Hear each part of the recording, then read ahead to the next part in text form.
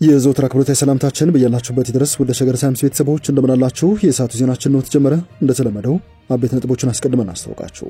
በትግራይ ክልል በጊዜያዊ አስተዳደሩ ከፍተኛ አመራሮችና በህወሓት የጦር አዛዦች መካከል የተፈጠረው ፍጥጫ በዚህ ወቅት በምን ሁኔታ ላይ ይገኛል? በዜናችን የወፍ በረር ቅኝት ተሰማላችሁ። የኤርትራ ሰራዊት ለጦርነት የተዘጋጀ ስለመሆኑ የሚያሳዩ መረጃዎች እየወጡ ይገኛሉ። ሌላኛው የዜናችን ትኩረት ነው። ፊልድ ማርሻል ብርሃኑ ጁላ የኢትዮጵያ መከላከያ ሰራዊትን ወቅታዊ የዝግጁነት ሁኔታ በተመለከተ ከወደ ድሬዳዋ የሰጡትን መግለጫም በወፍ በረር የምናሰማችሁ ይሆናል። በአዲስ አበባ ካርል አደባባይ የኢትዮጵያ ንግድ ባንክ የሶስት ሰዎችን ህይወት የቀጠፈውን የተኩስ ልውውጥ በተመለከተም የፖሊስ ሪፖርት ደርሶናል። ዝርዝሩን የምትሰሙት ይሆናል። የኢትዮጵያ ካፒታል ገበያ ባለስልጣን በኢንቨስትመንት ባንክ መልክ ተደራጅቶ የመጣን አዲስ አወቃቀር ህገወጥ ሲል ያስጠነቀቀበትን መግለጫም የምናስደምጣችሁ ይሆናል። ሌሎችም ወቅታዊ ጉዳዮች ተካተዋል። እንደተለመደው እያደመጣችሁን አብራችሁን ቆዩ።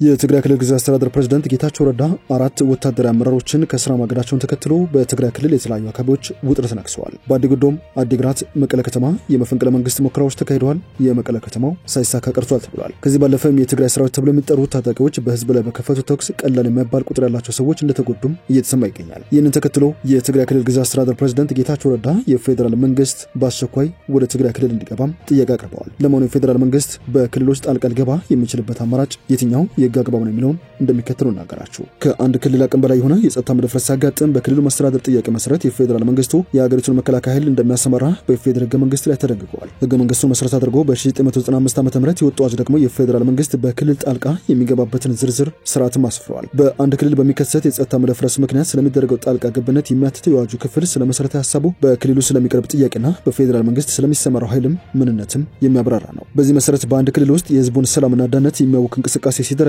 የተፈጠረውን ችግር የክልሉ ህግ አስከባሪና የዳኝነት አካል በህጋዊ መንገድ ለመፍታት የማይችሉበት ሁኔታ ሲፈጠር የጸጥታ መደፍረስ እንደተፈጠረ ይቆጠራል ባይ ነው በህገ መንግስቱ መሰረት በ1995 ዓ.ም የወጣው አዋጅ። ይህ ከሆነ ማንኛውም ክልል በራሱ ኃይል ሊቋቋም የማይችለው የጸጥታ መደፍረስ ሲያጋጥመው የክልሉ ምክር ቤት ወይንም የክልሉ ከፍተኛ የህግ አስፈጻሚ አካል ጥሪውን ለጠቅላይ ሚኒስትሩ የሚያቀርብ ይሆናል። በፌዴራል መንግስቱ ስለሚሰማራው ኃይል በተመለከተ ጠቅላይ ሚኒስትሩ የጸጥታውን መደፍረስ ለመቆጣጠር እንደ ችግሩ ክብደት የፌዴራል ፖሊስ ወይንም የመከላከያ ሰራዊት ኃይልን ጥያቄ ወደ አቀረበው ክልል እንዲያሰማራ ትዕዛዝ ይሰጣሉ።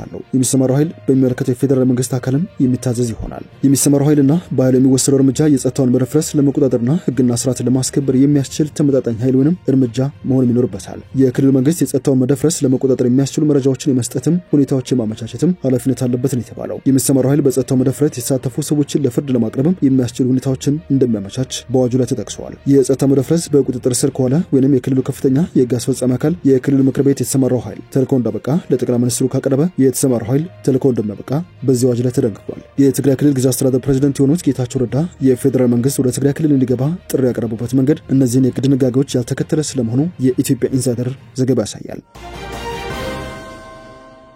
ዜናችን እንደቀጠለ ነው። ወደ ሌላኛው ጉዳያችን እናምራችሁ። የኢትዮጵያ ካፒታል ገበያ ባለስልጣን ታኪሎ ኢንቨስትመንት ባንክ ህገወጥ ነው ሲል አስጠንቅቋል። ባለስልጣኑ ታኪሎ ኢንቨስትመንት ባንክ በሚል ስም የሚንቀሳቀስ አካል ያለምንም ህጋዊ ፈቃድ የኢንቨስትመንት አገልግሎት መስጠት መጀመሩን አስታውቋል። ባለስልጣኑ የአካል የመጀመሪያው የኢትዮጵያ ኢንቨስትመንት ባንክ ነው ብሎ ድረገጽ ከፍቶ ማስታወቁን ነው የገለጸው። ባለስልጣኑ ባወጣው መግለጫ መሰረት ታኪሎ ኢንቨስትመንት ባንክ በካፒታል ገበያ አገልግሎት ሰጪዎች ፈቃድ አሰጣጥና ቁጥጥር መመሪያ 980/2016 መሰረት ፈቃድ ሳያገኝ አገልግሎት እየሰጠ ነው። በዚህ ምክንያት በኢትዮጵያ ውስጥ የካፒታል ገበያ አገልግሎት እንዲሰጥ ያልተፈቀደ አካል ነው ሲልም ነው ያሳሰበው። እንደ ካፒታል ጋዜጣ ዘገባ በተጨማሪም ባለስልጣን የካፒታል ገበያ አገልግሎት መስጠት የሚችሉት በህገ መንገድ የተመዘገቡና ፈቃድ ያላቸው አካላት ብቻ መሆናቸውን ማስገንዝበዋል። ግለሰቦችና ድርጅቶች ከዚህ አካል ወይም ከሌሎች ፈቃድ ከሌላቸው የካፒታል ገበያ አገልግሎት ሰጪዎች ጋር ማንኛውም አይነት የኢንቨስትመንት እንቅስቃሴ እንዳያደርጉም ነው ያሳሰበው። የኢትዮጵያ ጦር ኃይሎች ጠቅላይ አዛዥና ጠቅላይ ሚኒስትር አብይ አህመድ እንደዚሁም ፊልድ ማርሻል ብርሃኑ ጁላ ጀነራል መኮንኖች በድሬዳዋ ነበሩ። ጠቅላይ ሚኒስትር አብይ አህመድና ጀነራል መኮንኖቹ በከተማው የተገነባውን ዘመናዊ የመኖሪያ አፓርትማና የምስራቅ እዝ ደረጃ 3 ሆስፒታልን መርቀው በከፈቱበት ስነ ስርዓት ላይ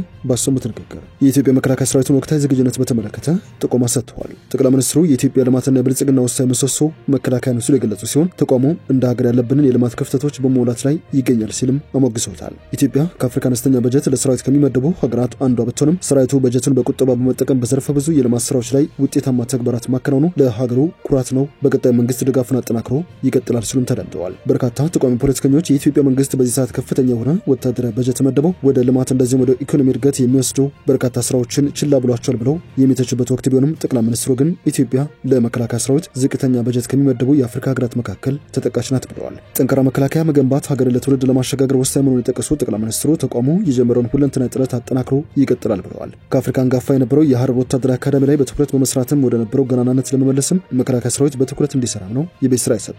በምስራቁ ኢትዮጵያ ክፍል ታይቷል ያሉት አበረታች ለውጥ እንዳስደነቃቸው የተናገሩት ጠቅላይ ሚኒስትሩ ላገኙት ፍቅርና አቀባበልም ምስጋናቸውን አቅርበዋል። ፊልድ ማርሻል ብርሃኑ ጁላ በበኩላቸው በኢትዮጵያ የተመዘገበውን የ2010 ዓ.ም ፖለቲካ ለውጥ ተከትሎ በተቋሙ በተደረገ ሪፎርም መነሻነት በርካታ አበረታች ለውጦች ተመዝግበዋል በናቸው። መከላከያ ህይወቱ የተስተካከለ ፕሮፌሽናል ሰራዊት ለመገንባት ከ60 ዓመት በላይ ግዙፍ ፕሮጀክቶችን እያከናወነ እንደሚገኝ የጠቆሙት ፊልድ ማርሻል ብርሃኑ ጁላ ያሉንን ውስን በጀት በቁጠባ በመጠቀም የሰራዊትን ህይወት ማሻሻል ስራዎች ተጠናክረው ይቀጥላሉ ሲሉም ተደምጠዋል። የሰዓቱ ዜናችን እንደቀጠለ ይገኛል። በአዲስ አበባ ልደታ ክፍለ ከተማ ወረዳ 6 ካለ አደባባይ አካባቢ በሚገኝ የኢትዮጵያ ንግድ ባንክ ቅርንጫፍ አንድ ግለሰብ ሁለት ሰዎችን ገሎ ራሱን እንዳጠፋ የአዲስ አበባ ፖሊስ ኮሚሽን አስታውቋል። ክስተቱ ያጋጠመው በትናንትናው ዕለት ሲሆን ለሶስት ሰዎች ሞት ምክንያት የሆነው ሁኔታ የተፈጠረው የፍቅር ጥያቄ ምላሽ አላገኘም በሚል ምክንያት ስለመሆኑ የአዲስ አበባ ፖሊስ ሪፖርት ያሳያል። ሽፈራው ረጋሳ የተባለው የባንኩ ጥበቃ ሰራተኛ ለስራ ባልደረባው የፍቅር ጥያቄ አቅርቦላት ምላሽ ባለማግኘቱ ግለሰቧና ከግለሰቧ ጋር የፍቅር ግንኙነት አለው በሚል የጠረጠረውን ሌላ ባልደረባውን በመግደል ራሱን እንዳጠፋ አዲስ አበባ ፖሊስ አስታውቋል። የግለሰቡ የፍቅር ጥያቄ ያቀረበላት ወይዘሪት ሀና ተስፋ የተባለች የ32 ዓመት ወጣትና አቶ ንጉሴ ብርሃኑ የተባሉ የሥራ ባልደረቦችን በጥይት ተኩሶ እንደገደላቸውም የፖሊስ ሪፖርት ያሳያል። የአዲስ አበባ ፖሊስ የህዝብ ግንኙነት ኃላፊ ኮማንደር ማርቆስ ታደሰ ወንጀሉን የፈጸመው የጥበቃ ሰራተኛ ካለተራው ሌላ ሰራተኛን ተክቶ በመግባትና ከምሽት የጥበቃ ሰራተኞቹ የጦር መሳሪያ በመቀበል ግድያውን እንደፈጸመም ተናግረዋል። ዕለታዊ ስራቸው እስኪገቡ ድረስ በመጠበቅ በመጀመሪያ አቶ ንጉሴ ብርሃኑ የተባለውን ግለሰብ በጥይት ሁለት ጊዜ መጥቶ መግደሉን ኮማንደር ማርቆስ በሪፖርታቸው ጠቁመዋል። የአዲስ አበባ ፖሊስ ኮሚሽን ቃል አቀባዩ በሁለቱ ግድያዎች መካከል እስከ 15 ደቂቃ የሚሆን የጊዜ ክፍተት እንደነበረም አመላክተዋል። ግድያውን የፈጸመው ግለሰብ ባልደረባውን ተኩሶ ከገደለ በኋላ ሌላኛውን የጥቃቱ ሰለባ ከመግደሉ በፊት ከድርጊቱ እንዲቆጠብ መጠየቁን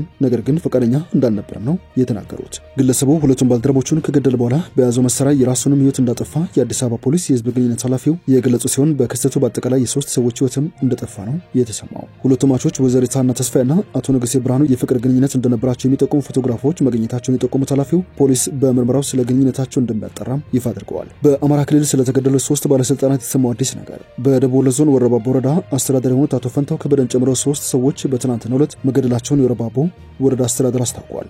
ወረዳው ባወጣው መግለጫ እንዳስታወቀው ዋና አስተዳዳሪ የነበሩት ፈንታው ከበደ፣ የፖሊስ ጽሕፈት ቤት የወንጀል ምርመራ ክፍል ኃላፊ ኢንስፔክተር አዲስ ዘመን ፍስሐ እንደዚሁም ሾፌራቸው አቶ ከበደ እንድሪስ የተገደሉት ለመስክ ስራ በወጡበት ወቅት የታጠቁ ጽንፈኛ ኃይሎች ባደረሱባቸው ጥቃት ነው ሲልም ይፋ አድርጓል። የወረዳው አስተዳዳሪ መግለጫ ሲቀጥል ጽንፈኛ ያላቸው ኃይሎች በሀሳብ ትግል ማሸነፍ አልቻሉም፣ ሀሳባቸውን በጠመንጃ ለማስፈጸም መሪ በሄደበት የጠበቁ ተደብቀው ጥቃት በማድረስና በመግደል ዓላማቸውን ለማሳካት እየጣሩ ይገኛሉ ሲልም ነው የከሰሰው። በማከልም ለህዝብ ልማት ሰላምና አንድነት የሚተጉ ህዝቡ ተስፋ የሚጥልባቸውን መሪዎችን በመግደልም ትግሉን ማስቆም አይቻልም ባይ ነው። በክልሉ በመንግስት የጸጥታ አካላትና በፋኖ ታጣቂዎች መካከል እየተካሄደ ያለውን ግጭት ተከትሎ በክልሉ የመንግስት የሥራ ኃላፊዎች ላይ የተፈጸሙ የሚገኙ ጥቃቶች ተባብሰው መቀጠላቸውን የተለያዩ ሪፖርቶች ያመለክታሉ። ከዚህ ቀደም በሰሜን ሸዋ እንደዚሁም በሰሜን ወሎ ወረዳዎች በምዕራብና በምስራቅ ጎጃም ዞኖች የመንግስት ከፍተኛ አመራሮች በታጣቂዎች በተተኮሰባቸው ጥይት ግድያ ተፈጸመባቸው የክልሉ መንግስት ማስታወቁ አይዘነጋም። ከነዚህ መካከል በሰሜን ወሎ ዞን የቆቦ ከተማ ብልጽግና ፓርቲ ጽሕፈት ቤት ኃላፊ፣ በሰሜን ሸዋ ዞን አስተዳዳሪ የቀወት ወረዳ የጽሕፈት ቤት ኃላፊ እንደዚሁም በዚሁ በሰሜን ሸዋ ዞን ኤፍራታና ግድም ወረዳ አስተዳዳሪ የነበሩት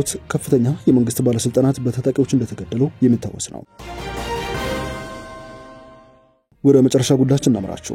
የኤርትራ ጦር ለጦርነት የተዘጋጀ እንደሆነ የሚያረጋግጡ መረጃዎች እየወጡ ነው። በመግቢያችን ላይ የተመለከታችሁትም ሻዕቢያ አዳዲስ ምልምሎችን ሳዋ በተሰኘ ወታደራዊ ማሰልጠኛ ካምፕ እያሰለጠነና እያስመረቀ እንደሆነ ከሚያሳዩ ዝግጅቶች መካከል ዋነኛ ነው ተብሏል። ብዙዎችም ሰሜን ኢትዮጵያ ዳግም ወደ ግጭት ሊገባ ነው ሲሉ ስጋታቸውን እያንጸባረቁም ይገኛሉ። የኤርትራ ጦር ከ60 ዓመት በታች የሆኑ የአገሪቱ ዜጎች ለወታደራዊ ስልጠና ዝግጁ እንዲሆኑ ትእዛዝ ካስተላለፈ በኋላ በርካቶች ወደ ማዕከላዊ የስልጠና ካምፖች እየገቡ እንደሆነ የሚያሳዩ መረጃዎች እየወጡ ይገኛሉ። የትግራይ ክልል ጊዜያዊ አስተዳደር ፕሬዝዳንት ጌታቸው ረዳ ከሰሞኑ በመቀለ በነበራቸው የወጣቶች ውይይት ላይ እንደተናገሩት ከሆነ የኢትዮጵያ መንግስት የወደብ አገልግሎት ያስፈልጋል የሚል አቋም ካንጸባረቀ በኋላ ብዙዎቻችን ባልጠበቅነው መልኩ ቀጠናዊ ውጥረት ተፋፍሞ ቀጥሏል ሲሉ ተደምጠዋል። የኢትዮጵያ መንግስት ወደብ ያስፈልጋል የሚል አቋም እንዳለው በሚገባ እንገነዘባለን። ነገር ግን ይላሉ ጌታቸው፣ ነገር ግን ወደቡ በዚህ ፍጥነት አንገብጋቢ የአፍሪካ ቀንድ አጀንዳ ይሆናል ብለን አልጠበቅም ነበር ባይ ናቸው። ኤርትራ በዚህ የኢትዮጵያ መንግስት ፍላጎት ለጦርነት የተዘጋጀች ያሉት ጌታቸው ግጭት ከተቀሰቀሰ ግንባር የሚሆነው የትግራይ ክልል ነው ሲሉም ተደምጠዋል። በማከልም መንግስት በአፋር ክልል በኩል አልፎ ኤርትራን በድሮን ሊደበድብ የሚችልበት እድል ጠባብ ነው። የትግራይ ህዝብ የዚህ ግጭት ዳግም ገፈት ቀማሽ እንደሚሆን ከወዲሁ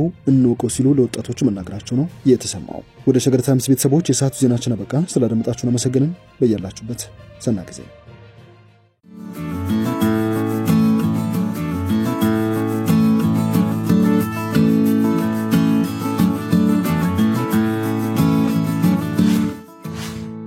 ሸገር ታይምስ ሚዲያን ሰብስክራይብ በማድረግና ደወሉን በመጫን ይከተሉን።